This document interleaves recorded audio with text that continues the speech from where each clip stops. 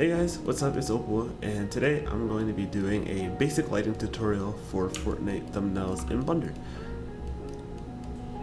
Hey guys, before we get into this video, make sure you follow me over at Twitter at OpalFTW. I post different content, every day, just talking to you guys, interacting, posting some stuff that will not be on this YouTube channel because I couldn't manage to post this much content on YouTube. So make sure you check me out over there. If you're already following me over there, you're great. And yeah, let's get into the video. Alright, there'll be 3 timestamps on screen right now. One with the 2 main types of lighting with and without HDRIs. And then there will be one for color management settings and everything else. So first we're going to talk about HDRI lighting.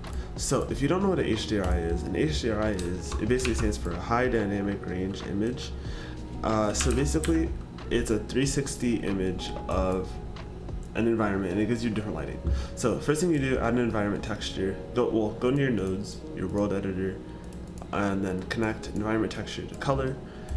Open and just find your HDRIs. Mine should be in a folder on my desktop called HDRI, and I have an HDRI right here that I like called Kendall Jenner. It's just a custom name, but for demonstration's sake, we'll use Approaching Storm. This HDRI will be in the description. It's on a site called HDRI Haven. It's a really good site. You should go on there to find any HDRIs you need. The one called Kendall Jenner is also on there, so you can take a look at that if you want. So the first thing that I'd recommend doing is go into film and turn off transparent, and then switch your render engine from cycles to Eevee. This will just help you see, the basic direction of where the light in the HDRI is coming from and what the background itself looks like. So once you have this set up, I'd recommend going to Edit, Preferences, Add-ons, and turning on Node Wrangler. Node Wrangler will just allow you to do some nice stuff in general, but for this tutorial, we're going to use it just to add a texture coordinate to this. So click on your texture and hit Ctrl-T, and this will add the setup. So from here, you can, if you go to rotation and Z, you'll see the HDRI spins around, right? So let's go to our camera view. I hit that just by hitting 0 on my numpad, and you can see if I rotate this, the lighting on the character moves, right? So let's say I want the lighting to be coming from like this side of the character's face, right?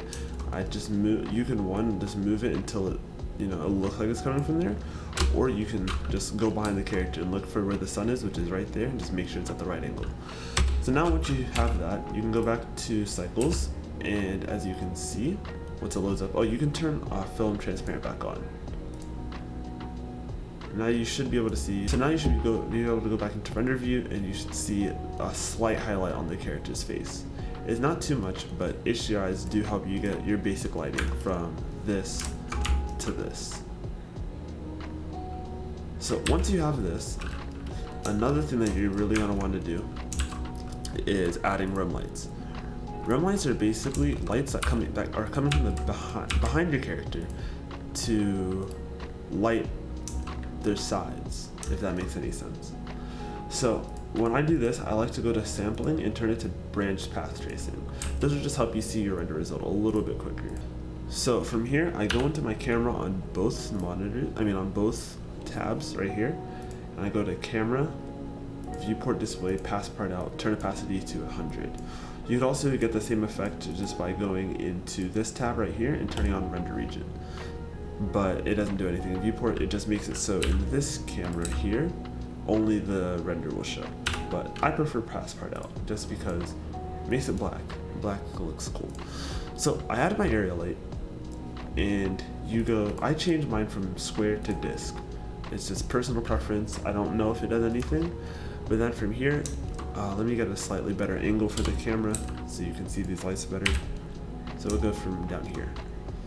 Just take this rim light, put it where you want it to shine. So I want it to shine from this corner.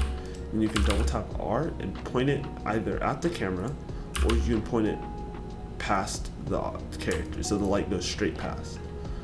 Then I'll make it a little smaller and make the rim light stronger.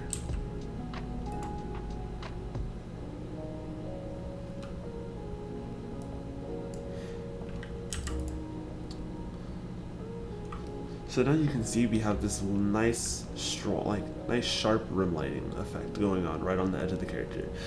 Now I'm just going to duplicate this a few times, and you'll see the final result in just a second.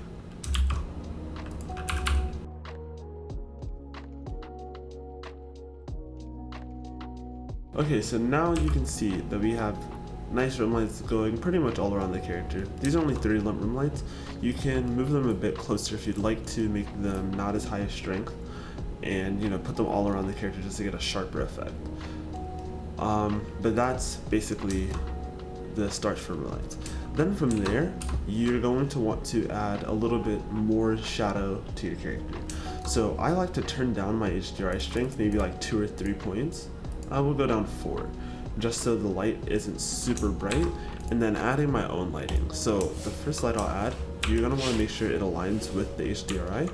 So we have the light coming from the left side of the character. So we're gonna move this point light to be from the left side of the character, from above. So it looks like a natural light. And we're gonna crank this strength up a tiny bit. Now you have a nice highlight going on here.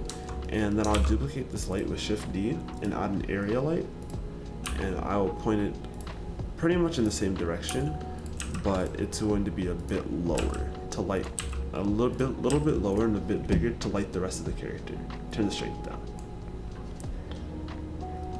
Then I like to add another point light on the opposite side of the character from a little bit lower, turning the strength down a bit and turning it to like a bluish color. This will just help it get a little bit more of a clean sky-like look. Now you see we have fairly okay lighting on this character. Then from here you can just continue to add more and more lights, or you could just change your light position so it looks not too bright and just tweak it to how you like. Then from here we're going to talk about lighting with no HDRIs, but if you just want to get over to color management settings, the timestamp will be on screen now.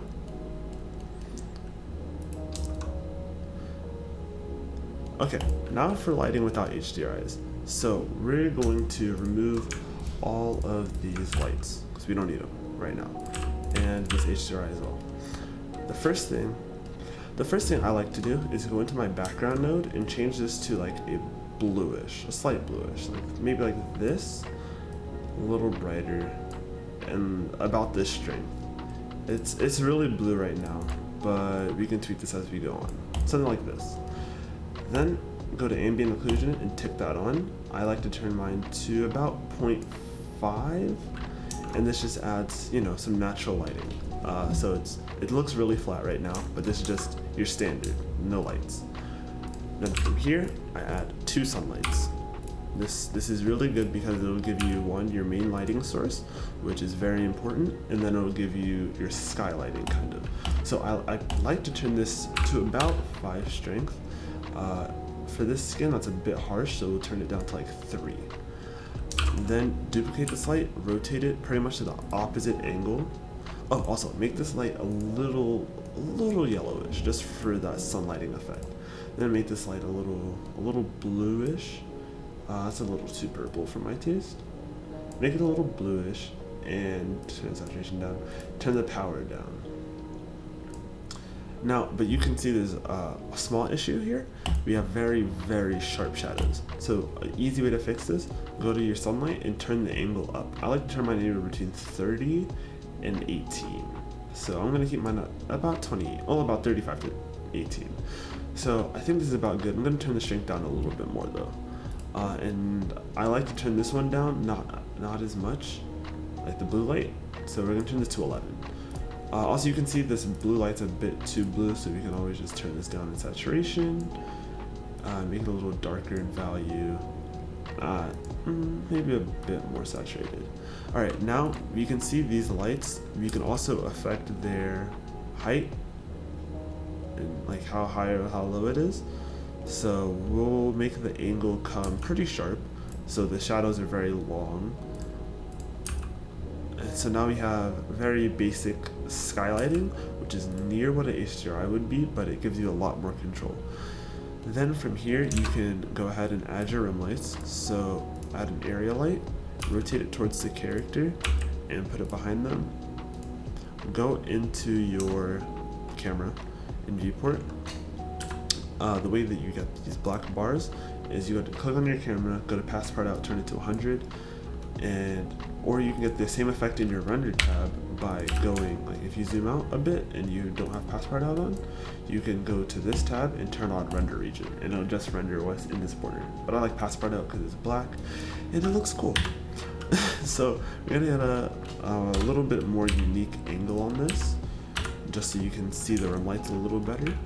So I'm gonna click on this area light, turn it from shape, square to disk. Don't really know if this does anything, but it's personal preference and that never hurts. Make this a little smaller so the rim light's sharper, and then just turn up the power until you're happy with it. You can either point the rim light past the character or at the character. Sometimes it's even good to point it away from the character, but that's very situational. So from here you just keep duplicating your rim lights until they look good, and just reposition them. You can double tap R to make sure they're rotated the way you want them to be without even like having to go to your rotate tool. And you can just click on G one time to have it move. So as you can see here, I'm pointing this light away from the character because it was shining on the body too much, which really helps. So now we have decent rim lights. I know it's not covering the entire character, but it's the basic idea of rim lights, right? So from here you have already most of your lighting done because you have your sky, your shadows, and your rim lights. So from here I just like to add, a point light, put it from the direction that your light source is, your yellowish light, and I put this slightly to the left and down some. And I make it a little weaker, right? Just so it's not overwhelmingly bright. And then from here I sometimes choose to add a bluish light coming from the right side of their face, just to help the sky color stand out a little bit more. And from there you're pretty much done. You can always add your own tweaks, add your own lighting, etc. It's all down to personal preference. Alright, now we're over to the color management part of the video. So if you go to this tab right here, you'll see all these panels, but the only one we're focused on is color management.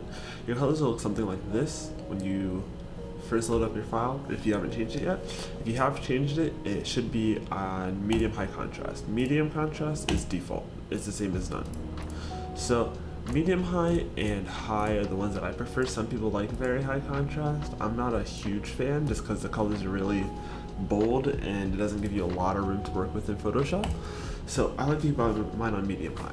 Then you have exposures. Exposure controls how bright your whites are, and gamma controls how dark your blacks are.